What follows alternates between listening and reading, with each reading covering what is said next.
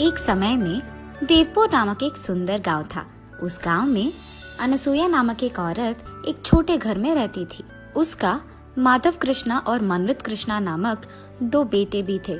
वो दोनों बेटे अपनी माँ की बात हमेशा मानते थे। एक दिन अनसुया उसके घर के बाहर बर्तन साफ कर रही थी। जोर की हवा आने के कारण उसके पड़ोसी घर से एक साड़ी उड़कर अनसुया के मुंह पे आती है। हाँ, ये क्या, कहाँ से आई है ये साड़ी, और वो भी मेरे मुंह पे। इसको ढूंढते हुए किसी के आने से पहले ही मुझे इसका रूपरेखा बदल देना होगा। ये फैसला करके वो तुरंत एक कैंची से वो साड़ी को काटने लगती है। इतने में उसकी पड़ोसी सुजाता उसकी साड़ी लेने वहाँ आती है और अनसुया को उसकी साड़ी काटते हुए देख, अनसुया, ये मेरी नई साड़ी है। कोई जानबूझकर तुम्हारे घर में इसे नहीं डाला है। ये हवा की वजह से आ गया है। कृपा करके इसे काटो मत, मुझे दे दो मेरी साड़ी। जब तक मैं तुम्हारी साड़ी को टुकड़े टुकड़े ना कर दूं, तुम्हें समझ में नहीं आएगा कि गलती से भी तुम्हारी साड़ी को मेरे घर में नहीं आना है, समझे? ये कह के वो उसके फैसले के अनुसार ही उस साड़ी को टुकड़ों में काट कर ही उसके पड़ोसी सुजाता को देती है। और क्योंकि सुजाता को अनसुया के बारे में पता है, वो कुछ ना कह पाती है और वहाँ से चुपचाप उन टुकड़ों को लेकर चले जाती है। ऐसे ही अनसुया उसके बुरे बर्ताव से उस गांव में सारे लोगों को हर दिन परेशान करती थी। एक दिन एक औरत उसके बेटे का विवाह का निमंत्रण देने के लिए अनसुया के घर आती है। उस निमंत्रण को देख अनसुया भी सोच में पड़ जाती है और ये फैसला करती है कि उसके बेटे का भी वो शादी करवाएगी। लेकिन मेरे बारे में जानते हुए भी कोई इस गांव में मुझे मेरे बेटे के लिए एक बहू नहीं देगा, इसीलिए मैं पड़ोसी गांव में जाकर मेरे बेटे के लिए एक अच्छी पत्नी ढूंढ कर लाऊंगी। ये फैसला करके वो अगले दिन पड़ोसी गांव में जाकर एक बड़े घर की बेटी स्वप्ना को उसके बड़े बेटे से विवाह निश्चय करती है और ऐसे उन दोनों का शादी करवाती है। स्वप्ना नई नवेली दुल्हन होने के कारण शुरू में अनसुया उसे कोई काम नहीं कहती है और उसे प्यार से देखती है। ऐसे कुछ दिन बीत जाते हैं। फिर एक दिन स्वप्ना पोछा कर रही थी घर में और अनसुया ये देखे बिना घर में चलती रहती है। उसे ऐसे चलते हुए देख, सासू माँ जरा देख के चलिएगा, मैं पोछा कर रही हूँ तो फर्श अभी गीला है, कहीं अब गिर ना जाए, देख के चलिएगा। ये मेरी बहू की इतनी हिम्मत कि मुझे बता रही है क्या करूँ क्या नहीं। अब तो मैं इसे सबक सिखाऊंगी। मैं वही चलूंगी जहाँ ये पोछा कर रही है, ताकि सारा दिन मैं इसे काम ही करवाऊं। ये फैसला करके अनसुया वही चलती रहती है जहाँ स्वप्ना पोछा मारने की कोशिश करती है। बार बार ऐसे करने के कारण स्वप्ना पोछा करना बंद करके अनसुया को बस देखती रहती है। क्या हुआ बहू, घर साफ करना छोड़कर तुम मुझे क्या घूर रही हो? चलो करो काम। ये कहकर वो अपने बहू के सिर पे एक जोर का धप्पा देती है, जिसके कारण उसकी बहू बकेट को टकराकर नीचे गिर जाती है। हा हा हा, तुमने तो कहा कि मैं फिसल के गिर जाऊंगी, मगर अब तुम ही गिर गई। ऐसे ही पड़ी रहोगी कि काम भी करोगी? चलो लग जाओ काम पर। ये कहकर वो हंसते हुए उसके कमरे में चले जाती है। चलो ये तो देखते हैं कि मेरे बहू ने घर साफ किया कि नहीं। बाहर जाकर देखने पर उसकी बहू वहाँ नहीं रहती है। ढूंढने पर उसकी बहू उसके कमरे में सोते हुए दिखती है। तब अनसुया वहाँ जाकर उसके कंबल को जोर से खींचती है, जिसके कारण उसकी बहू स्वप्ना नीचे गिर जाती है। हाँ, क्या हुआ सासू माँ? मैं सो रही थी और आपने मुझे नीचे गिरा दिया। तुम सो कैसे रही हो? तुमने क्या सोचा घर का काम हो गया, खाना कौन पकाएगा? जाकर खाना बनाओ। उसके ऐसे जोर से चिल्लाने के कारण स्वप्ना उठकर खाना बनाने में लग जाती है। ऐसे ही अनसुया हर रोज उसकी बहू स्वप्ना को कोई न कोई कारण लेकर उसे दुख पहुंचाती ही रहती थी और भला बुरा कहती थी। और दूसरी तरफ स्वप्ना उसकी सासू माँ को कुछ न कह पाने के कारण चुप ही रहती थी। ऐसे कुछ दिन बीत जाते हैं। एक दिन अनसुया उसके घर में टीवी देख रही थी और अचानक उसका छोटा बेटा शादी करके बहू को उसके साथ घर ले आता है। ये देख अनसुया चौंक जाती है। मनवित, मुझे तुमने एक भी बात बताए बिना शादी कर लिया? तुम क्या समझ रहे थे? माँ, आप मेरा यकीन कीजिए, अगर आपको पता चला कि मैंने ये शादी क्यों किया तो आप बहुत खुश होंगी। पहले हमें अंदर तो आने दो।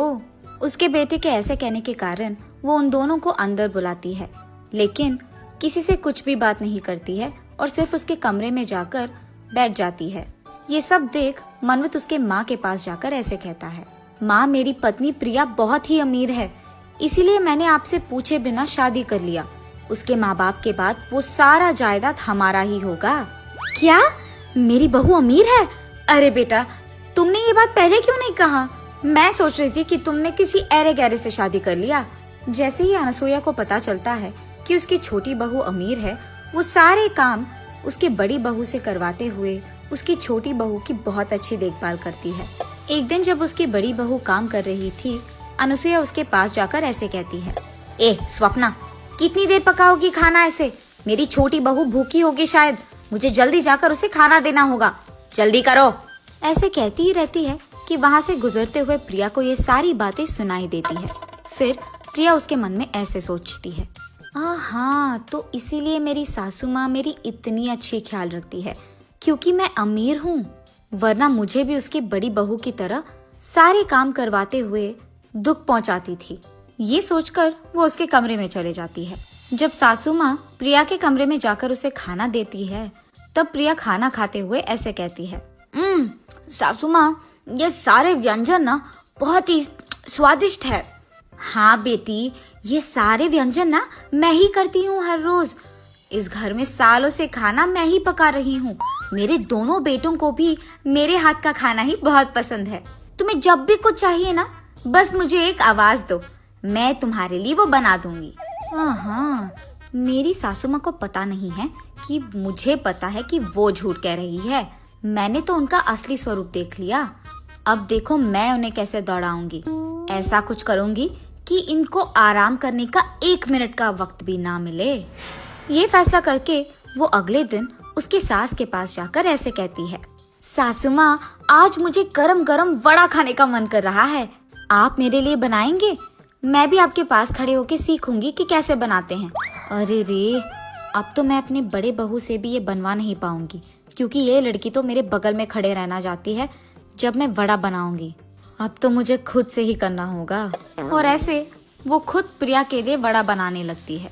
सासू माँ, सिर्फ वड़ा नहीं, उसके साथ खाने के लिए एक मांस का भी व्यंजन बनाइए ना। ऐसे प्रिया तब से हर दिन कोई ना कोई काम उसके सासू माँ से करवाती रहती है। ऐसे ही एक दिन प्रिया उसके सासू माँ से पकौड़ी बनवाती है और अनसुईया उसके बहू के लिए पकौड़ी बनाते हुए उससे ऐसे कहती, बेटी, तुम्हारा पति ना इसी गांव में कोई अच्छा व्यापार करना चाहता है, इसीलिए तुम एक काम करो, अपने घर जाके कुछ निवेश के पैसे लेके आना बेटा, तभी तुम्हारा पति कुछ कर पाएगा। सासू माँ, आपको अभी भी शर्म नहीं आया? मैं जानबूझकर आपसे ये सब काम करवा रही हूँ और फिर भी आप मुझसे कह रहे हो कि मैं पैसे लाऊं? आपको क्या लगा कि मैं आपके बड़ी बहू की तरह आप जो भी कहे मान लूंगी? नहीं होगा। क्या तुम ये सब जानबूझकर कर रही थी? अब देखो तुम्हारा मैं क्या हाल करूंगी। मैं तुम्हारे मायके से पैसे हासिल करके ही रहूंगी। ये फैसला करके वो रोते हुए उसके छोटे बेटे के पास जाकर जो भी हुआ बोलती है, माँ, आप फिक्र मत कीजिए, आप जैसे सोच रही हैं वैसे ही होगा। मेरी पत्नी आपकी सारी बात मानेगी और मैं कैसे पैसे ला कर ही रहेगी। ये कहकर वो उसके पत्नी के पास जाकर ऐसे कहता है, प्रिया, अब से तुम माँ के कहे सारे काम करोगी और उनके खिलाफ बात नहीं करोगी और अपने मैके जाकर पैसे भी ला कर दोगी, वरना मेरी माँ तुम्हें इस घर से बाहर भेज देगी। उसके पति के ऐसे कहने के कारण वो उस दिन से उसके घर में सारे काम करती है। ऐसे कुछ दिन बीत जाते हैं। फिर अचानक एक दिन सरकार घोषित करता है कि कोरोना वायरस नामक एक भयंकर वायरस देश में फैल रही है और लोगों को एक दूसरे से 2 गज की दूरी निभाना पड़ेगा। और इसी फैलने को रोकने के लिए सरकार लॉकडाउन का आदेश देती है। उस लॉकडाउन के कारण लोगों को बाहर जाने की इजाजत नहीं थी, इसी कारण सभी लोग घर पे ही रहते थे। लेकिन प्रिया उसके घर में सारे काम खत्म करके उसके पड़ोसी के घर जाकर हर रोज उनसे बात करती थी। एक दिन ये सब देखकर उसकी सास प्रिया से ऐसे कहती है, प्रिया, सरकार ने हमारी सुरक्षा के लिए लॉकडाउन का आदेश दिया है और तुम यहाँ बेपरवाह पड़ोसी के घर जाकर बात कर रही हो। अगर तुम्हें कोरोना आया या तुम्हारे कारण हमें कोरोना आया तो हमारा क्या होगा? इसलिए आज से तुम बाहर नहीं जाओगी। आपको शायद डर है कि आपको कोरोना आएगा, लेकिन मुझे ऐसा कोई डर नहीं है। मैं अपनी मन की मालिक हूँ। मुझे जो करना है मैं वही करूँगी। ये कहकर वो हर रोज उसके पड़ोसी से मिलने जाती ही रहती थी। उसके पड़ोसी के घर में किसी को कोरोना आने के कारण वो प्रिया को भी फैलता है, और क्योंकि प्रिया को ये नहीं पता था, उसे बुखार और सर्दी आने के कारण वो डॉक्टर के पास जाकर उसका जांच करवाती है। फिर डॉक्टर उससे कहता है कि उसे कोरोना वायरस आया है और इसे घर पे रहकर अच्छी खाना खाकर दवाइयाँ लेकर उसका ख्याल रखना होगा। प्रिया डर के कारण भला बुरा सोचने लगती है। ये सब मेरी सास के वजह से हुई है। अगर वो नहीं कहती कि मुझे कोरोना आएगा तो शायद ये नहीं होता। अब क्योंकि उसके कारण मुझे आया है, मैं ये देखूंगी कि मेरे कारण उसे भी आएगा। कम से कम तब वो चुप रहेगी और मुझे ये सब काम कहना छोड़ देगी। ये फैसला करके वो उसके घर वापस जाकर उसके ही हाथों से कॉफी बनाकर उसके सास को देती है, और इसी कारण अनुसुईया को भी कुछ ही दिनों में कोरोना वायरस आ जाता है। हा हा हा, सासू माँ, मुझे पता था कि आपको कोरोना आएगा। आप इतने बार कह रहे थे कि मुझे कोरोना आ जाएगा कि मेरे को आ गया, इसलिए मैंने अपने हाथों से कॉफी बनाकर आपको दिया ताकि आपको भी कोरोना आए। अब मुझे बहुत खुशी है। क्या? मैंने तो तुम्हारे भले के लिए कहा था कि तुम्हें कोरोना आएगा, लेकिन तुम इस हद तक गिर गई कि तुमने मुझे कोरोना जानबूझकर दिया। तुम कैसी औरत हो? उसके सास के ऐसे कहने के बावजूद वो उसके मायके चले जाती है, लेकिन जब उसके माँ बाप को पता चलता है कि प्रिया को कोरोना आया है तो वो उसे अंदर आने नहीं देते हैं, जिसके कारण उसे वापस उसके ससुराल ही जाना पड़ा। यहाँ स्वप्ना उसके सासू माँ को और प्रिया को कोरोना आने के कारण उनकी सेवा करते हुए, उनके लिए खाना बनाते हुए, उनको दवाइयाँ देते हुए उनकी बहुत अच्छी ख्याल रखती है। कुछ दिन बाद अनुसुईया और प्रिया को कोरोना कम हो जाता है और ऐसे कुछ दिन बीत जाते हैं। फिर एक दिन अचानक टीवी में ऐसी खबर आता है कि कोरोना का दूसरा वेव शुरू हुआ है। ये देख अनुसुईया तुरंत सोचती है कि उसे ये बात उसके दोनों बहू से कहना है। बेटा स्वप्ना, प्रिया, मैंने अभी अभी टीवी में देखा है कि कोरोना का दूसरा वेव आ गया है और इस बार वो दुगना भयंकर है और लोगों की मरने का संख्या भी बहुत बहुत बढ़ गया है। हमें चौकन्ना रहना होगा। मेरे बर्ताव के लिए मैं माफी मांगती हूँ। मैं अब ये सिर्फ तुम्हारे भले के लिए कह रही हूँ। कम से कम इस बार तो मेरी बात मान लो। अरे सासू माँ, आप तो बड़े हैं। आपने अगर हमें कुछ एक दो बात कह भी दिया तो कोई नहीं, हम समझ सकते हैं। आप हमारे भले के लिए तो कह रहे हैं। फिक्र मत कीजिएगा, हम इस बार ख्याल रखेंगे। हाँ बेटी स्वप्ना, मुझे पता है कि मैंने तुम्हें बहुत दुख दिया है, लेकिन फिर भी जब वक्त आया तो तुमने ही मेरा ख्याल रखा है बेटा। तुमने तुम्हारे मन में मेरे खिलाफ कुछ भी नहीं रखा और मेरा इतना अच्छा देखभाल तुमने ही किया। मुझे मेरे बर्ताव के लिए माफ कर दो बेटी। आइंदा मैं ऐसे कुछ नहीं करूंगी।